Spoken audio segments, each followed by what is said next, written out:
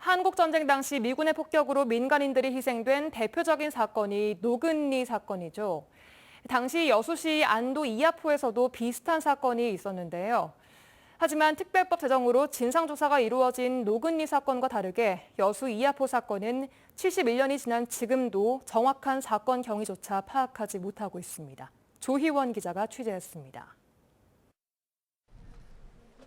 올해 87살이 된 이춘혁 씨. 이 씨는 71년 전 오늘 그 끔찍했던 날을 아직도 똑똑히 기억합니다.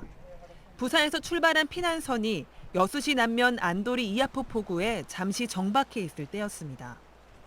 미군 폭격기 4대가 날아와 갑자기 무차별 폭격을 시작했고 이 씨의 부모님과 동생 2명을 비롯해 많은 사람이 목숨을 잃었습니다.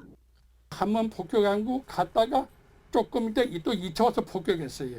그 바람에 사람들이 350명 중에서 150명이 희생됐습니다. 정부는 살아남은 피난민들을 모두 배에 태워 다시 거제도로 보냈고 시신과 피난선은 불태워버렸습니다. 지난 2010년 1기 진실화해위원회는 당시 미군의 폭격이 불법적이었다는 사실을 밝혀냈습니다. 하지만 사건과 관련된 문서가 부족해 가해 주체를 특정하지 못했고 이미 공소시효도 끝난 지 오래돼 유족들은 아무런 배상도 받지 못했습니다. 여수시는 지난 6월 위령 사업을 위한 조례를 제정해 추모 시설과 공간을 만들고 다시 진실규명을 위한 활동을 시작하기로 했습니다. 진심으로 감사합니다. 왜냐하면 저는 타고지 사람이거든. 따져보면 부산 사람인데 너무 감사합니다. 진심으로 감사합니다. 하지만 수십 년이 흐르는 동안 희생자들의 직계 가족들은 대부분 숨졌고 남아있는 자료도 많지 않은 상황입니다. 이런 가운데 지난 5월 본격 활동을 시작한 2기 진실화해위원회가 조사할 사건에도 이하포 미군 폭격 사건은 포함되지 않았습니다.